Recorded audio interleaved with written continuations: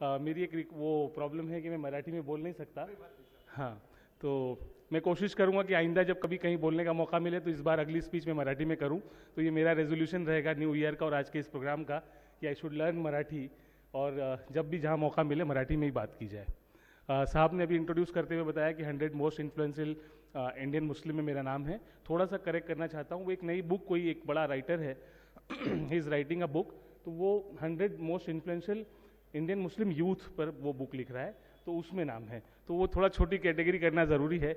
India में हम लोगों से बड़े बहुत सारे लोग हैं और बहुत अच्छा काम कर रहे हैं। सबसे पहले तो मैं तमाम ऑर्गेनाइजर्स को आज का ये प्रोग्राम ऑर्गेनाइज करने के लिए, मुस्लिम मराठी साहित्य सम्मेलन ऑर्गेनाइज करने के लिए बहुत बहुत मुबारकबाद पेश करता हूँ। बहुत यूनिक कॉन्सेप्ट है और उसमें भी ये टॉपिक जो आज आपने रखा हुआ है, वो टॉपिक रखने के लिए आपको मुबारकबाद पेश करता हूँ कि आपने यूथ के सेगमेंट के बारे में सोचा।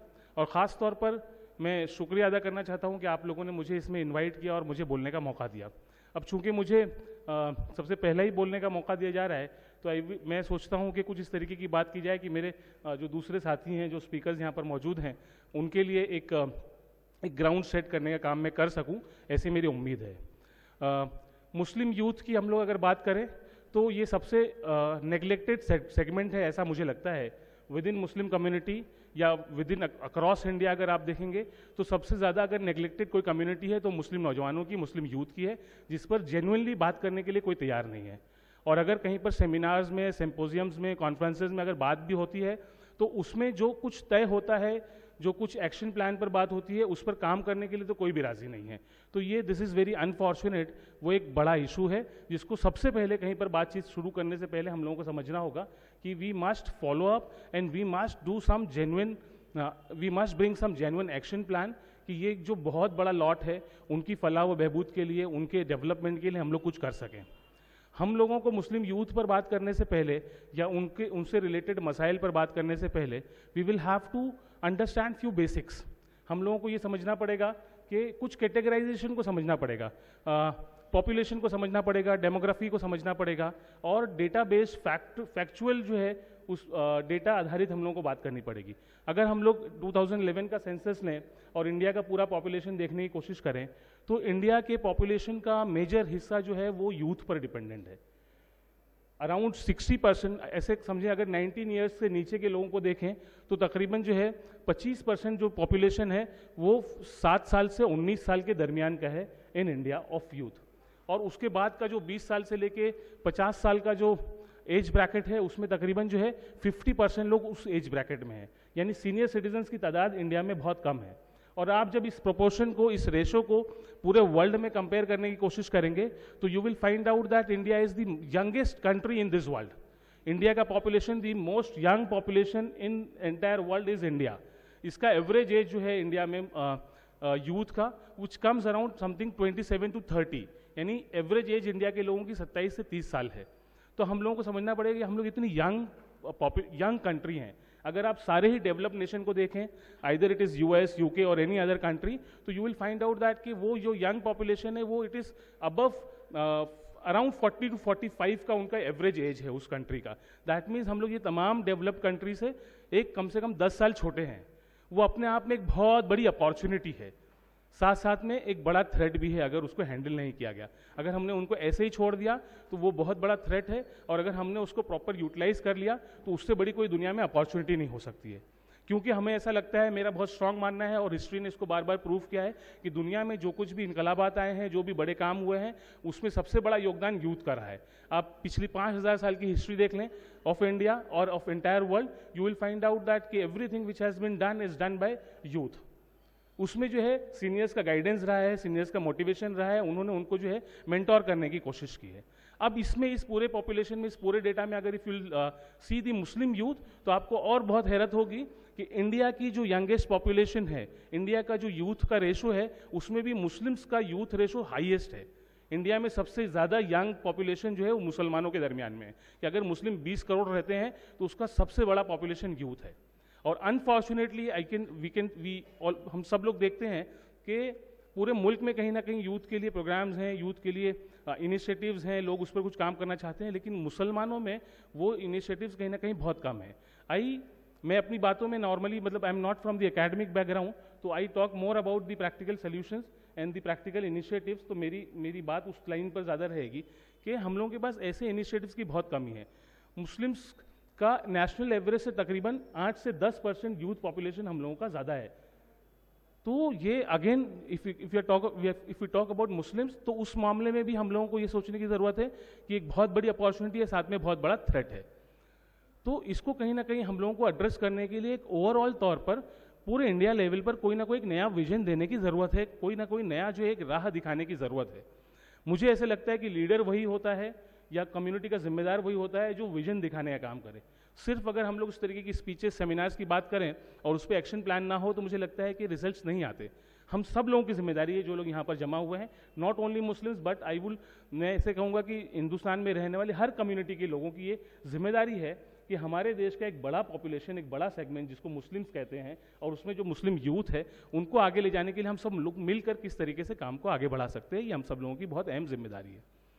अगर मुस्लिम यूथ के बारे में मैं अब स्पेसिफिक बात करूं, तो उसमें भी मुझे दो ब्रॉडर कैटेगरीज नज़र आती है। अगर मैं कोई एक पैरामीटर लेके अगर कैटेगराइज करने की कोशिश करूं, तो मैंने जो पैरामीटर जो सिलेक्ट किया है, जिसके आधार पे मैं ना सिर्फ आज की इस प्रोग्राम में बल्कि नॉर्मली भी बात करता हूं, वो है एस्पिरेशन, यानी मुस्लिम यूथ का एस्पिरेशन क्या है।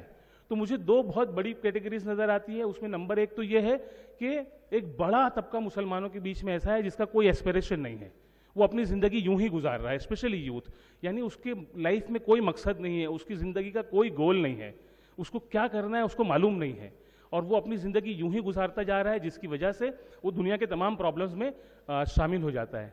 दूसरा ये तबका है जो बहुत छोटा है, लेकिन वो उसके एस्पिरेशंस बहुत हाई हैं। He is highly motivated, highly energetic, he wants to do something, he wants to reclaim everything in this country. He wants to do everything which is possible in this country. He wants to do everything, he wants to take every opportunity available. वो एक बड़ा तबका है। मुझे लगता है इन दोनों तबकों के लिए हम लोगों को अलग अलग प्लान बनाने की ज़रूरत है। जो लोग बहुत एस्पायरिंग हैं, हम सब लोगों को मिलकर उनको मोटिवेट करने की ज़रूरत है, उनका मोटिवेशन कायम रहे, इस पर काम करने की ज़रूरत है, और साथ साथ में इनको लगातार मेंटोर करने की ज़रूरत है। क्योंकि ये बच्चे बहुत एनर्जेटिक हैं, लेकिन कहीं ना कहीं छोटी छोटी मिस्टेक्स की वजह से ये अपना जो है गोल अचीव नहीं कर पाते। They have all the talent available. उनको जो वो गोल्स अचीव करने के लिए जो भी उन्होंने तय किया है ज़िंदगी में, वो हासिल करने के लिए जो कुछ करना है, वो टैलेंट उनके पास अवेलेबल है। ज़रूरत इस बात की है, जो हमारे सीनियर साथी हैं, not only here in this hall but across India, हम सब लोगों को ये कोशिश करनी है कि हम जो एस्पायरिंग यूथ है उसको किस तरीके से मदद कर सकते हैं, किस तरीके से गाइड कर सकते हैं। और जो एक बड़ा तबका, उसके बाद जो दूसरी कैटेगरी में बात कर रहा हूँ, जिनके लाइफ के सामने कोई गोल नहीं है, उनको हम लोगों को जो है कोशिश करनी है कि उनको लाइफ का मकसद समझाया जाए, उनको उनकी एग्जिस्टेंस का मतलब समझाया जाए, उनको ये समझाया जाए कि आप यहाँ क्यों हैं और आपसे क्या एक्सपेक्टेशन है। As a community what we expect from you, that is number 1, and as a country what we expect from you, that is number 2। मुसलमानों को ये सोचना पड़ेगा कि we will have to become the contributors in the society. जब तक हम लोग सोसाइटी की कॉन्ट्रीब्यूटर्स नहीं बनेंगे, सोसाइटी में गिवर्स नहीं बनेंगे, तब तक you can not achieve anything. That we will have to explain to our youth. तो ये एक बड़ा चैलेंज मेरी समझ में आता है कि इस पर हम सब लोगों को मिलकर काम करने की ज़रूरत है। और इन तमाम चीज़ों को अगर थोड़ा सा कैटेगराइज करूं और 2-3 चीज़ों को अगर मैं लेने की कोशिश करूं, इट्स सो ब्रॉड टॉपिक, मुझे लगता है कि आप सब लोग भी बहुत सारी चीज़ें कवर करेंगे।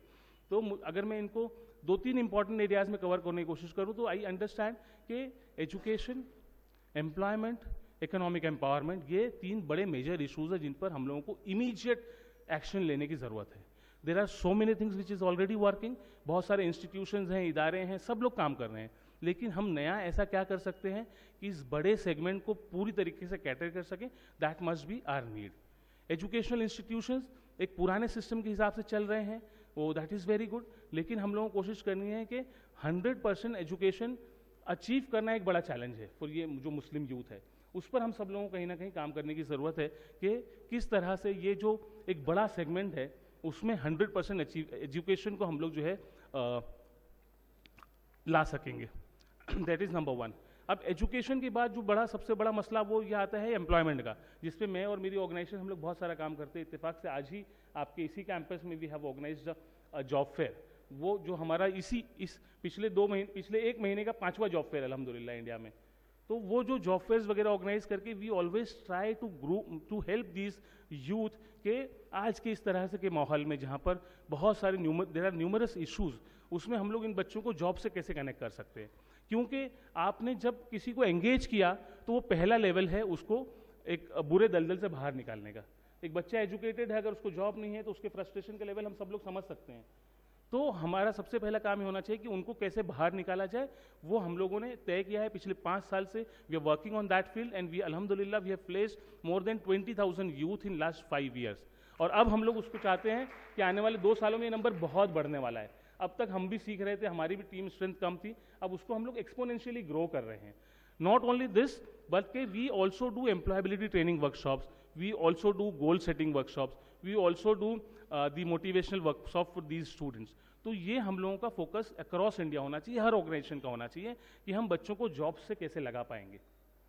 अगर हम लोग एक सोशो पॉलिटिकल सिनेरियो को देखने की कोशिश करें तो हम लोग को समझ में आएगा वहाँ भी कितने सारे इश्यूज है। आज के हालात में ये जो आज एक नफरतों का माहौल चला हुआ है, आज जो लोगों को धर्म के आधार पर जांचा और परखा जाता है, ऐसे माहौल में इन चीज़ों की और ज़्यादा ज़रूरत है कि ज़्यादा लोग सामने आएँ और ऐसे यूथ की मदद करने की कोशिश करें। I can bet on this कि टैलेंट में कोई भी बच्चा किसी दूसरे बच्चे से पीछे नहीं है। अगर उसकी रिलीजियस आइडेंटिटी पीछे नहीं आए या उसका जो है सॉफ्ट स्किल्स बीच में नहीं आए तो he can beat anyone in this country, in this world. तो उसमें हम लोग कैसे गाइड कर सकते हैं, that should be our focus. उसके बाद अगर हम लोग देखने की कोशिश करें तो जो मैं शॉर्टली बोलते जा रहा हूँ, उसको बहुत डिटेल में ही बात की जा सकती है। तो इकोनॉमिक एम्पावरमेंट मुझे लगता है should be the prime agenda of entire Muslims in India. अगर मैं समझता हूं कि एजुकेशन पे बहुत सारी बातचीत हुई है पिछले 25 साल से, education has been the prime agenda of Indian Muslims, और उसके नतीजे में हम मेरे जैसे और बहुत सारे हम जैसे लोगों जो यंग जनरेशन है, मुझे लगता है कि उसी रेवोल्यूशन का नतीजा है कि हम लोग कुछ पढ़ लिख कर आगे बढ़ पाए। अब जो ज़्यादा ज़रूरत है, मुझे ऐसा लगता है कि वो इकोनॉमिक एम्पावरमेंट पे काम करने की ज़रूरत है, स्पेशली फोकस ऑन यूथ। अगर आप यूथ देखें, जो मैंने डेटा प्रेजेंट किया, अगर मैं उसी डेटा को किसी और एंगल से प्रेजेंट करने की कोशिश करूँ तो according to the government data 32 million Indian Muslims live below the poverty line। 32 million मतलब 3.5 करोड़ लोग, और पॉवर्टी लाइन का पैरामीटर गवर्नमेंट का कितना छोटा है आप सब लोग समझ सकते होंगे कि मतलब मुझे लगता है 1,000 रुपये का कुछ महीने का ये डेटा होगा। तो अगर इतने लोग इसके नीचे, तो मुझे लगता है उतने लोग उसके आसपास में भी होंगे। That means that around 6 crore Indian Muslims are in need of immediate help, and it is duty of everyone sitting here in this hall, specially the leaders and the think tanks, कि उनके लिए हम लोग कोई प्लान बनाए, उनके economic development के लिए कोई काम बनाए, उनको पॉवर्टी से बाहर निकालने के लिए कोई काम बनाए। एक आदमी अगर गरीब है, देखिए एक्सेप्शन दुनिया में हमेशा होते रहते हैं। गरीब बच्चा IAS बन जाता है, पता चला 50,000 में 1 लाख में एक बच्चा ऐसे करता है।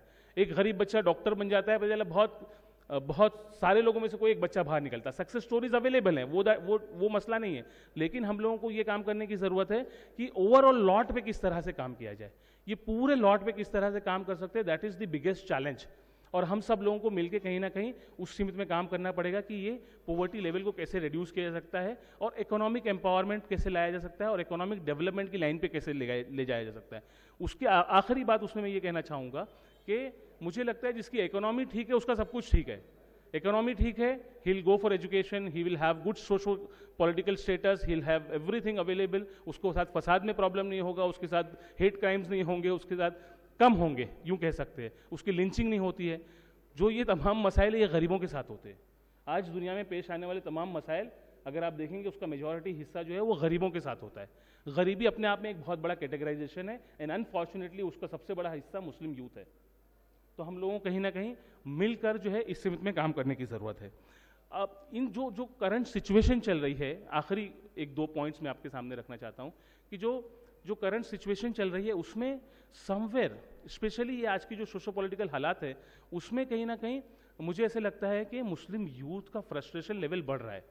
It is good that they have contained themselves, it is very nice that they have shown the high level of patience. जो मुल्क में जिस तरीके से हालात बन रहे हैं या जिस तरीके के हालात बनाए जा रहे हैं, ऐसे में मुसलमान नौजवानों ने जो हालात अपने आप को संभाल कर रखा हुआ है, इट इज़ कमेंडेबल। इतना जो है, इतनी टॉलरेंट, इतनी पेशेंट सोसाइटी आप पूरी दुनिया में नहीं ढूंढ सकते जितनी यहाँ के हिंदुस्तानी मुसलमान है। ये अपने आप में एक बहुत, तमाम मुसीबतों के बावजूद, 70 साल के लगातार जुल्म और ज्यादती के बावजूद मुसलमानों ने अपने आप को संभाल कर रखा हुआ, ये अपने आप में बहुत कमाल की बात है। तो इस फ्रस्ट्रेशन लेवल को इतना ना बढ़ाया जाए कि यहाँ से जो है नेगेटिव वाइब्स निकलने लगे। इसको रोकना मुल्क के हित में है, देश के हित में है। तो ये देश में रहने वाले हर इंसान की जिम्मेदारी है कि इस फ्रस्ट्रेशन लेवल को इतना आगे बढ़ाया ना जाए कि पीछे दीवार आ जाए और उसके बाद जो है ताकत ला के उसने भी ढकेलने का काम शुरू करे, उस लेवल पर ले जाना ना जाए सिस्टम। ये हम सब की जिम्मेदारी है। अगर आखिर में मैं ये कहूँ कि अगर थोड़ा सा फ्री हैंड दे दिया जाए, थोड़ा सा मेंटर किया जाए, थोड़ी सी हेल्प की जाए, थोड़ा सा गाइड किया जाए, तो they can prove everything in this world. Muslims have already proved. आप दुनिया की कोई फील्ड निकालिए, इंडिया में हर फील्ड में आपको मुस्लिम स्टार्स मिलेंगे। That's so positive thing. Sports देखिए, मेडिकल देखिए, इंजीनियरिंग देखिए, आर्किटेक्चर देखिए, I can name everything and you will find glittering Muslim stars in that, alhamdulillah. So if you give proper guidance, proper support, a helping hand, तो मुझे लगता है कि जो पूरा लॉट है, अब टैलेंट देखिए ना, रोड पर आपको नजर आएगा मुसलमानों के बीच का टैलेंट। वो बच्चा एजुकेटेड नहीं है लेकिन स्किल्ड है। दुनिया में जो काम बड़े बड़े इंजीनियर्स नहीं कर सकते, वो एक मुस्लिम नौजवान जो मैकेनिक है ना, वो करके दिखाता है।